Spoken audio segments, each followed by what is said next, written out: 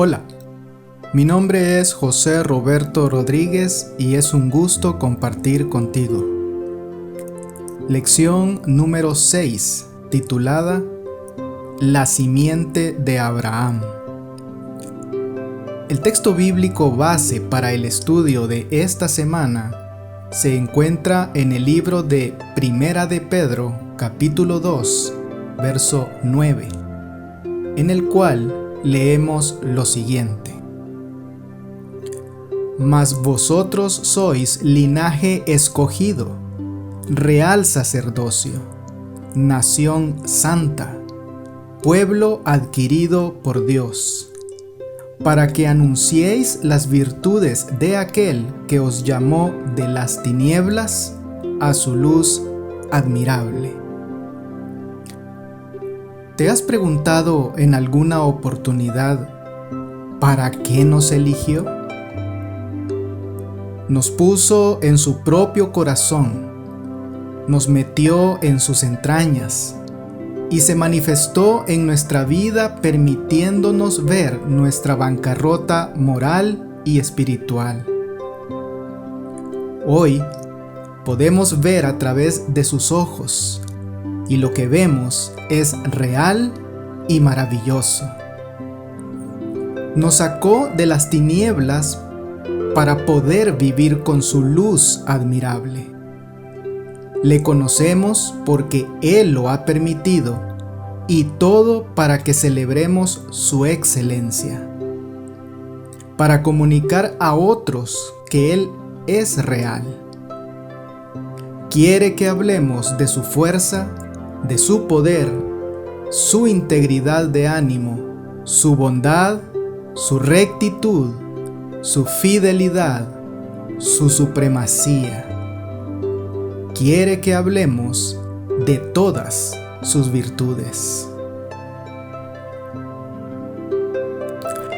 En un pueblito alejado del bullicio de la ciudad, Patty apresuraba sus pasos para llegar hasta su trabajo.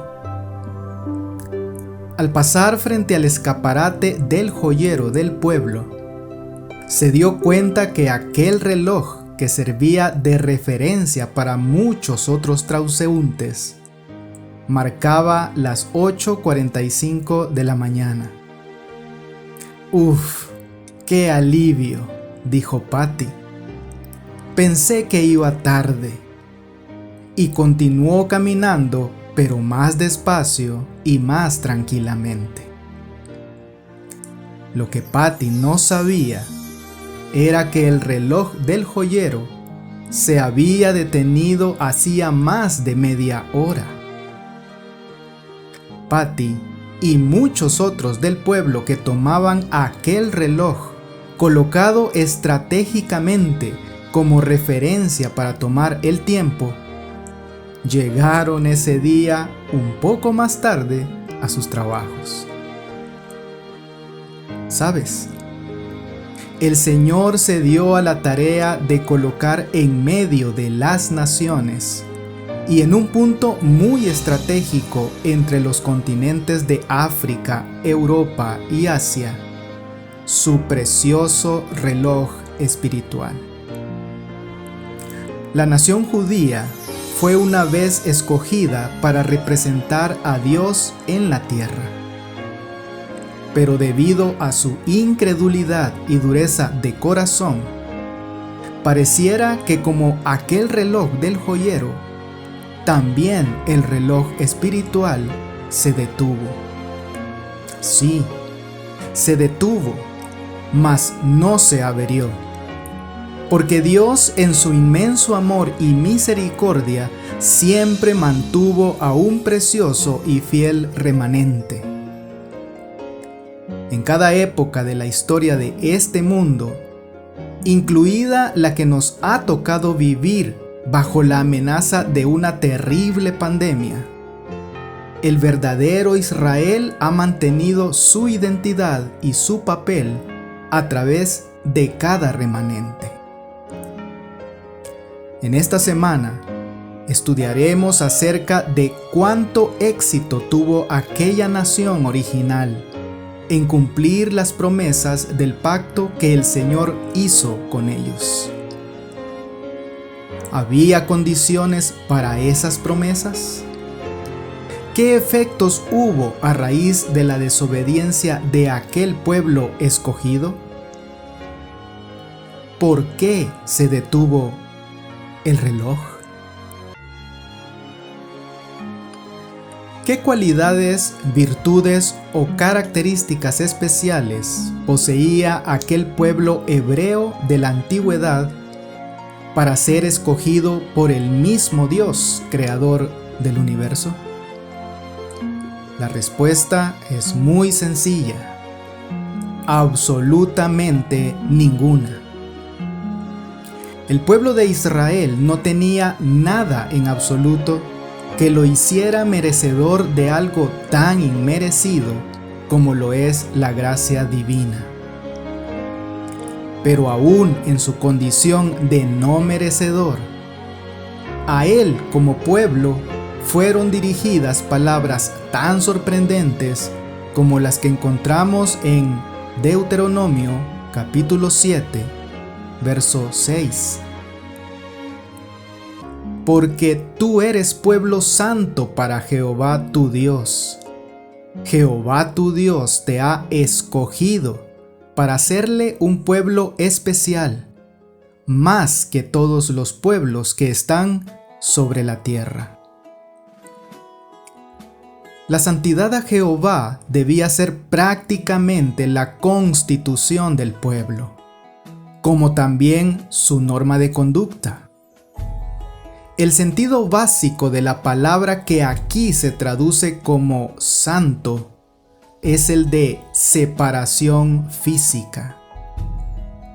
Un pueblo santo era un pueblo separado, apartado de todas aquellas costumbres de las naciones que lo rodeaban, y dedicado exclusivamente al servicio de Dios. Igualmente, la palabra traducida como especial, segulá, proviene de una raíz que significa adquirir propiedad. En otras palabras, la forma sustantiva usada aquí conlleva el significado de una propiedad privada, una posesión. Qué hermoso saber esto, ¿no te parece? Tú y yo somos una propiedad privada para el Rey del universo entero. ¿Te has preguntado alguna vez, pero ¿y quién soy yo entre todo lo creado como para que Dios se fije en mí? Pues bien, ¿sabes quién era Israel como pueblo? Un grupito de gente sin cultura, sin prestigio y sin una tan sola cualidad personal especial que justificara el que Dios se fijara en él. Pero aún así, en medio del gran misterio del amor divino, también le fueron dirigidas estas palabras en Ezequiel capítulo 16, verso 8.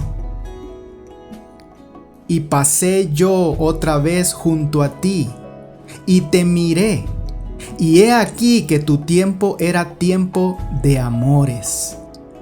Y extendí mi manto sobre ti, y cubrí tu desnudez, y te di juramento, y entré en pacto contigo, dice Jehová el Señor, y fuiste mía.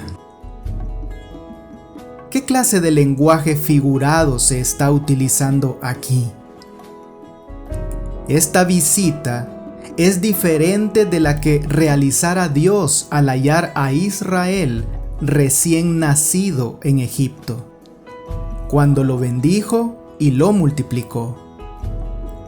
Israel había llegado ahora a la edad del matrimonio, y el Señor se compromete en casamiento con él. Aquella acción de extender su manto que se menciona aquí representaba la intención de conferir a la joven el honor del matrimonio. Esto era en un sentido figurado, pero por otra parte, es evidente que a lo que se hace referencia aquí es al solemne acuerdo concertado en el Sinaí, cuando Jehová hizo pacto con los hebreos, quienes a su vez se comprometieron a amarlo, a adorarlo y obedecerle en forma exclusiva, eliminando así a todo otro dios rival. Como una expresión de la gracia divina, tú y yo hemos sido elegidos también por nuestro Dios.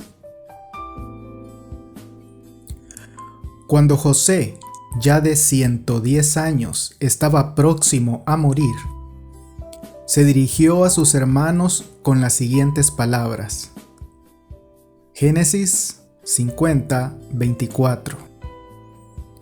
Yo voy a morir, mas Dios ciertamente os visitará y os hará subir de esta tierra a la tierra que juró a Abraham, a Isaac y a Jacob. Con estas palabras, José expresó a sus hermanos su firme creencia en el cumplimiento de la promesa divina. Para los que quedaron en Egipto, su ataúd o tumba se convirtió en un recordativo constante de las promesas de Dios de que su morada permanente había de ser la tierra de Canaán y no Egipto.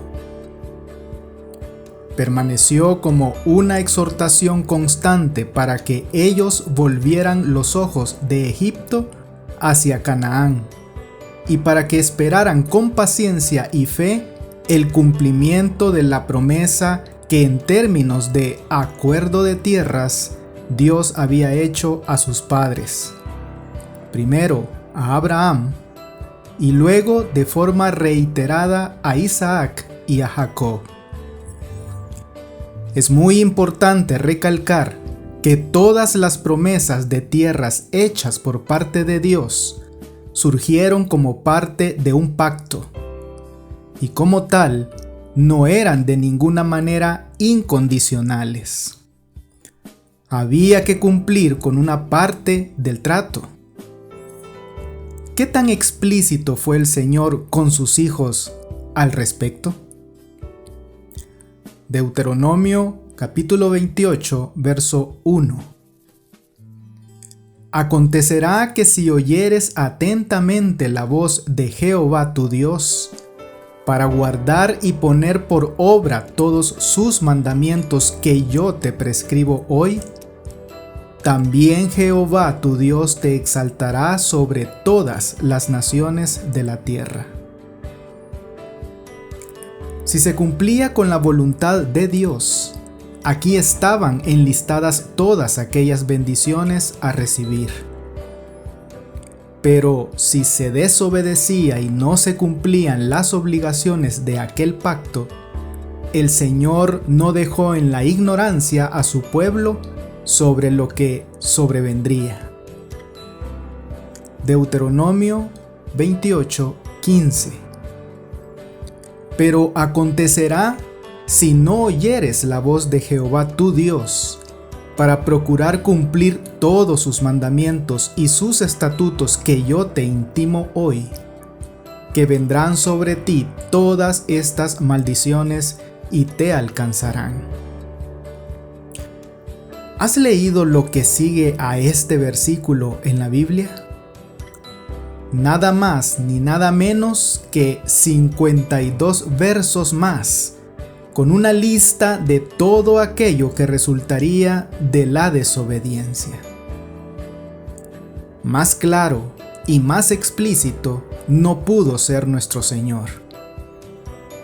Amigo, amiga, a ti y a mí nos han sido prometidos, al igual que la tierra prometida terrenal para los hebreos, un cielo y una tierra nuevos, completamente renovados. Y si bien una vez que lleguemos allí no habrá posibilidad de que los perdamos, esto no significa que para nosotros no existan obligaciones que cumplir como parte del pacto, para que logremos llegar allí. Nuestro Dios no cambia, es el mismo y continúa siendo claro y explícito con cada uno de nosotros a través de su palabra. ¿Qué tan clara tenemos nuestra parte del pacto? A la renuncia o abandono que hace una persona de sus creencias y vidas religiosas, el diccionario la identifica con el nombre de apostasía. Esta se convirtió en una triste y lamentable realidad para aquel pueblo de Israel con quien Dios estableció su pacto. Jeremías 11:8. Pero no oyeron, ni inclinaron su oído. Antes se fueron cada uno tras la imaginación de su malvado corazón. Por tanto, traeré sobre ellos todas las palabras de este pacto, el cual mandé que cumpliesen y no lo cumplieron. Este principio lo vemos aplicado claramente en la experiencia de Noé, por ejemplo. ¿Acaso él no tuvo que obedecer para recibir las bendiciones de la gracia de Dios establecidas en una primera parte del pacto? Por supuesto que sí. De no haberlo hecho, se habría aplicado la otra parte de este, la destrucción total para él y su familia. Pero en el caso de Israel, el pueblo escogido, ¿dónde estuvo realmente la causa de su apostasía? Tendemos generalmente a pensar de que fue en su desobediencia para con el Señor, ¿cierto?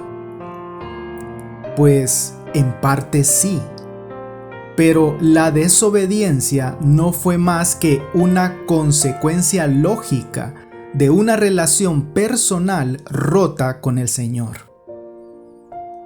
Para nuestro Dios, la relación de pacto no es un simple acuerdo legal y frío entre dos comerciantes, sino más bien un compromiso tan serio y sagrado que se dio a la tarea de compararlo con el del matrimonio. Jeremías capítulo 3, verso 1. Dicen: si alguno dejare a su mujer, y yéndose ésta de él se juntare a otro hombre, ¿volverá a ella más? ¿No será tal tierra del todo amancillada? Tú, pues, has fornicado con muchos amigos, mas vuélvete a mí, dice Jehová. Como los judíos habían estado unidos a Dios en la solemne relación del pacto, el que se fueran en pos de otros dioses era considerado como adulterio espiritual. No solo eran culpables de un acto de infidelidad, sino de repetidas y persistentes andanzas siguiendo numerosos dioses.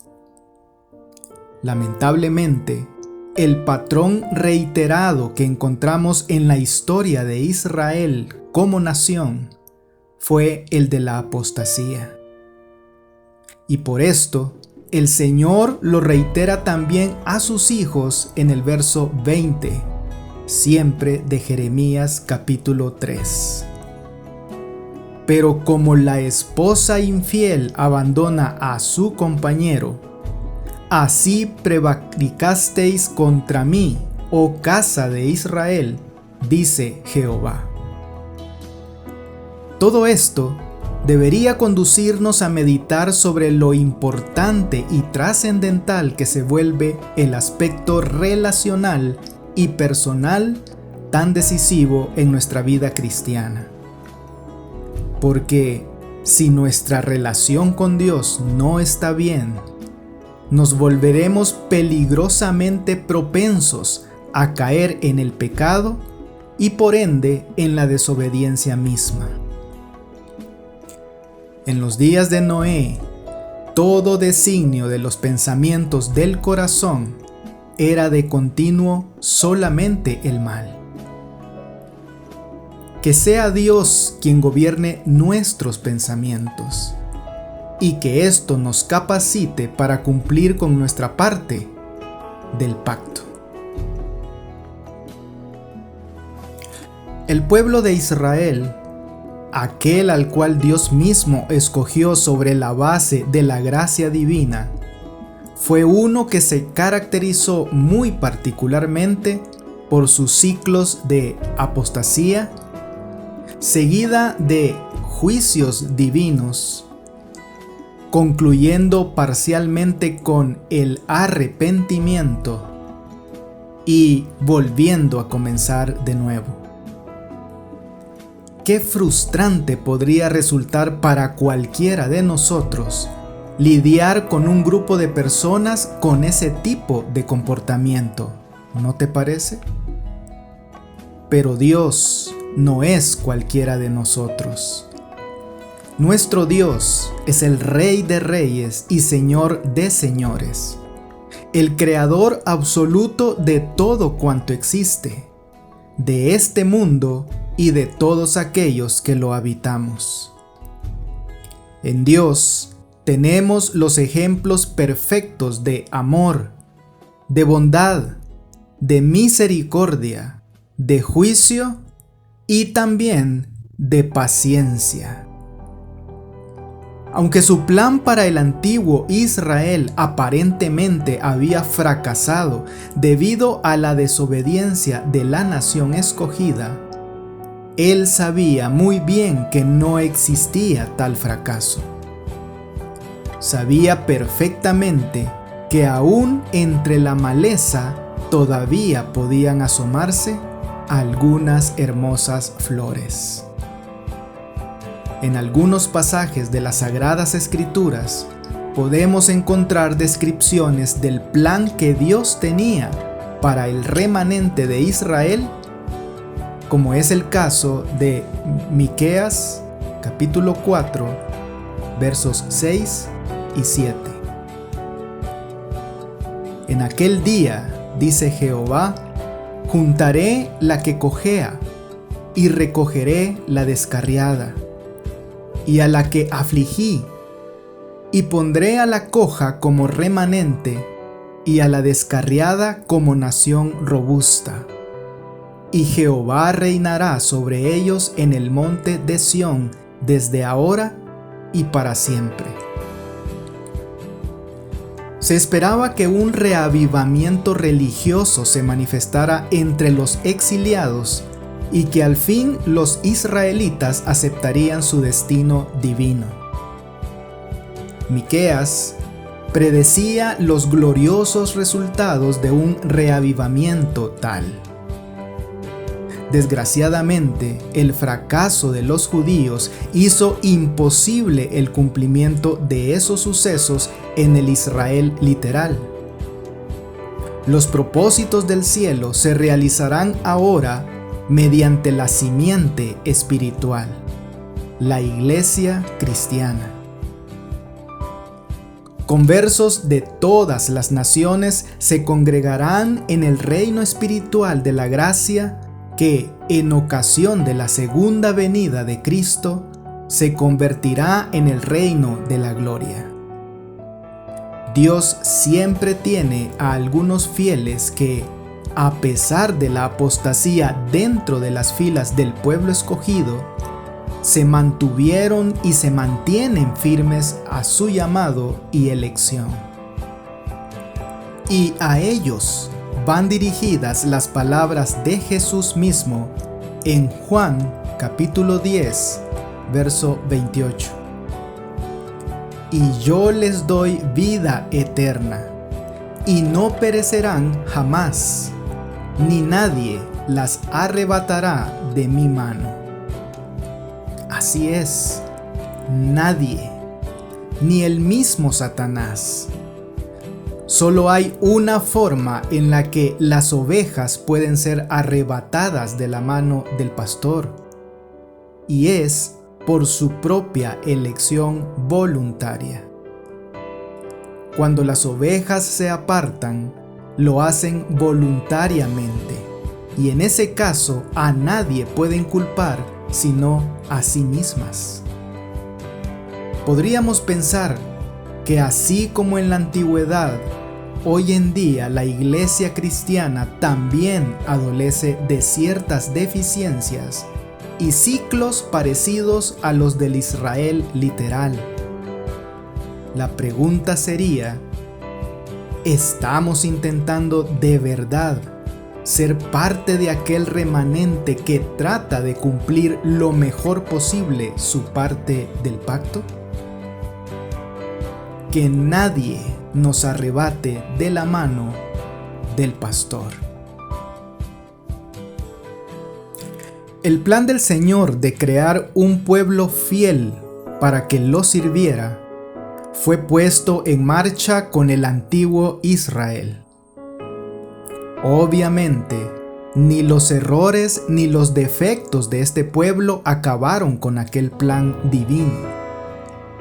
Las Sagradas Escrituras son fiel testigo de que por mucho tiempo se esperó con ansias el momento en que el Señor daría origen a un Israel espiritual, aquel grupo especial que continuaría la obra de predicar el Evangelio a todo el mundo.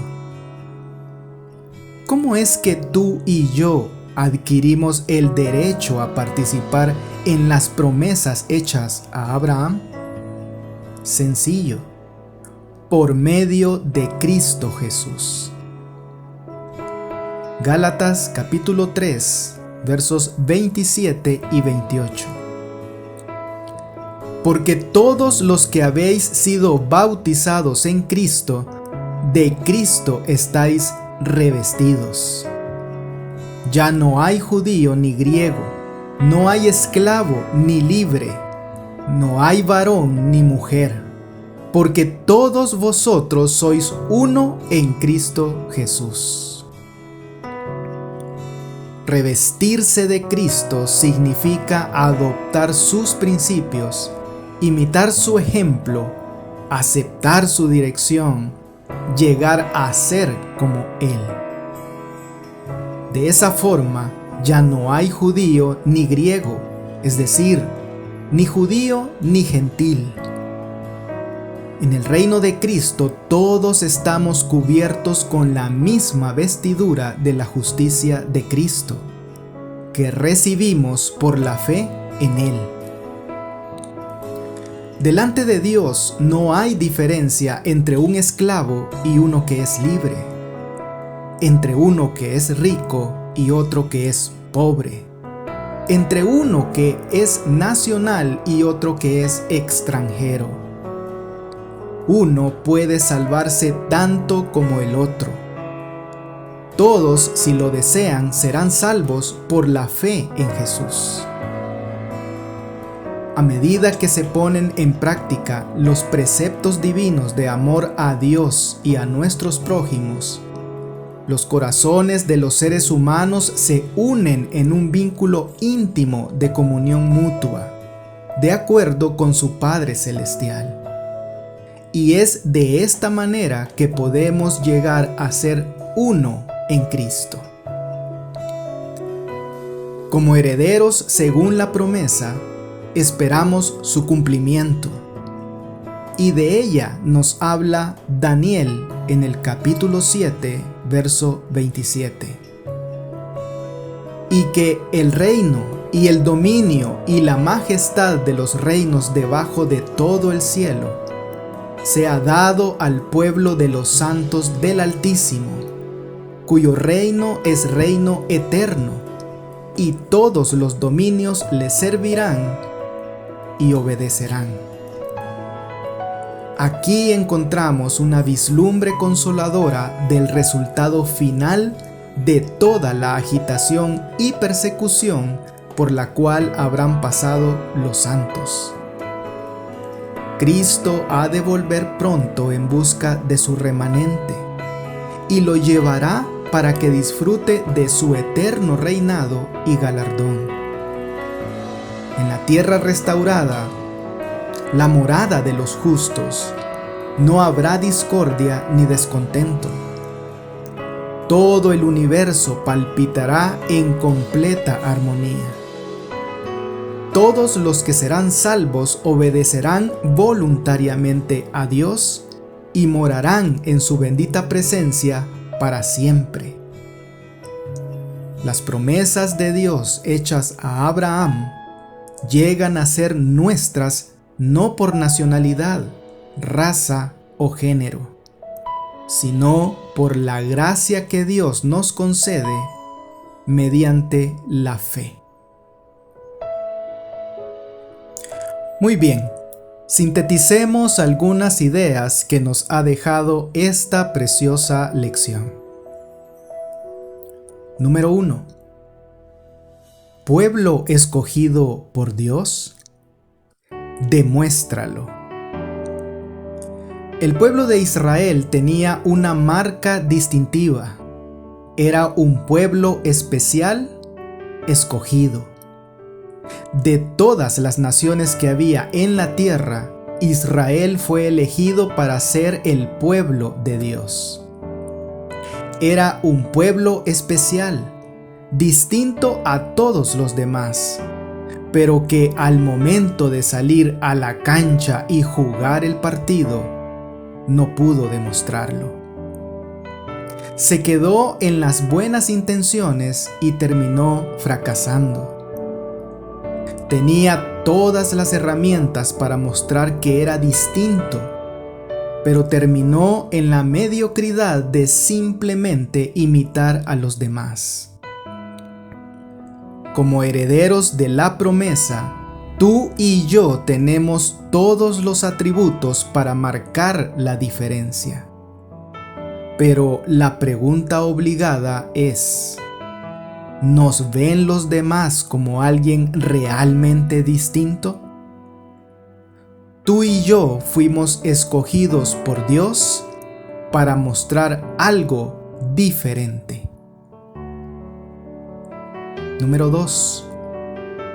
Vuélvete a mí, dice Jehová.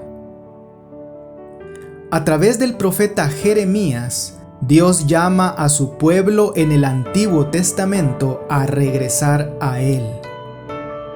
La palabra regresar, en sus diferentes formas, aparece no menos de 18 veces en el capítulo 3 de Jeremías y unas 90 veces en todo el libro. Eso nos habla de cuán poco respondió el pueblo al llamado de Dios de regresar a Él. A la vez, también nos habla del gran deseo que Dios tiene de que su pueblo no se aleje de su presencia, donde se perdería de sus bendiciones y estaría sufriendo las consecuencias de su propio accionar. Cuidemos nuestra relación personal con el Señor, porque nunca seremos tan propensos a caer y a desobedecer como cuando esa relación se rompa. Volvamos siempre a Él. Número 3. Un remanente con perspectiva divina.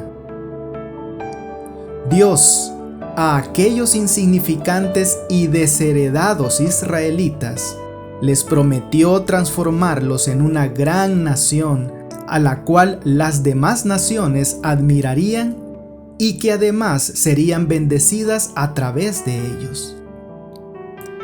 No tenían nada para llegar a ser eso. solamente debían cambiar la forma de enfrentar la vida.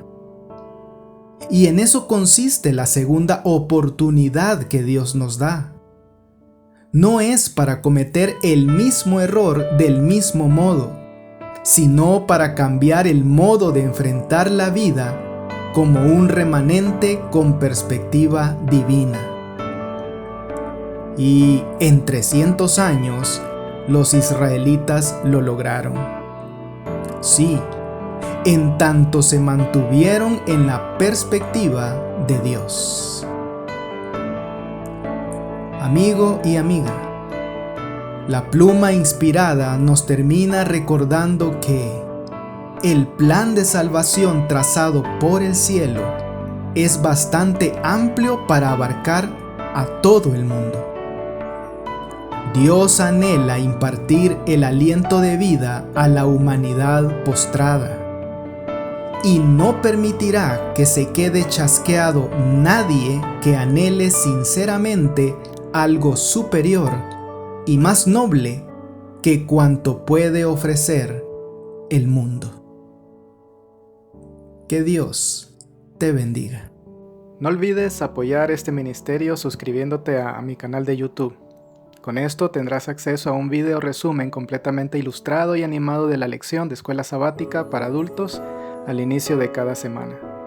Espero tus likes y tus comentarios de la lección. Bendiciones.